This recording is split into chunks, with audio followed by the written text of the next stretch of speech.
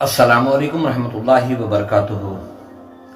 اللہ سبحانہ و تعالیٰ نے بندوں کے لیے پیغام بھیجا جس کا نام قرآن مجید ہے۔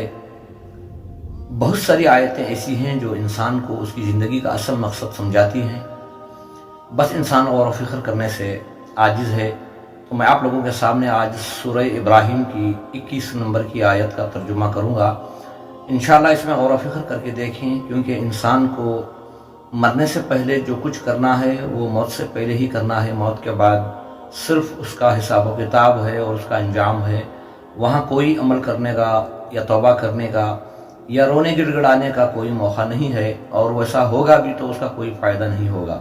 تو قیامت کے روز جو اللہ سبحانہ و تعالیٰ کا فرمان ہے کہ سب لوگ یہاں جمع ہوں گے، تو وہ ضعیف العقل یعنی دنیا میں جو لوگ پڑھنا نہیں جانتے تھے، وہ لوگ جن لوگوں کو فالو کیا کرتے تھے دنیا میں، ان لوگوں سے وہاں پوچھیں گے کہ ہم نے تمہاری بات مانی ہے، جو تم نے کہا ہم نے مانا، آج پھر بھی ہم عذاب میں گرفتار ہو رہے ہیں، تو کیا تم اس عذاب کو ہٹا سکتے ہو؟ تو وہ لوگ کہیں گے اگر ہم ہدایت یافتہ ہوتے تو ہم تمہیں ہدایت دیتے، ہم بھی گمراہ تھے تو تمہیں بھی گمراہی کے راستے پر لے چلے۔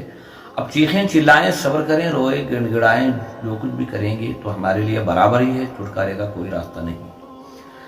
تو کل کوئی بہانہ نہیں کر سکتا اللہ کے سامنے، کیونکہ اللہ تعالیٰ نے اپنے کلام میں کھول کھول کر یہ سمجھا دیا ہے کہ بندو تمہیں دنیا میں کیا کرنا ہے، کن چیزوں سے بچنا ہے، اور مرنے کے بعد اچھے کاموں کا انجام کیا ہوگا اور برے کاموں کا انجام کیا ہوگا۔ بس دعا کرو اللہ سے کہ اللہ کا جو کلام ہے اس کلام کو، اس پیغام کو سمجھ کر پڑھنے کی توفیق عطا فرمائے، اور اس کے ساتھ اللہ کی بندگی کا حق جیسے ادا کرنا ہے ویسے ادا کرنے کی توفیق عطا فرمائے۔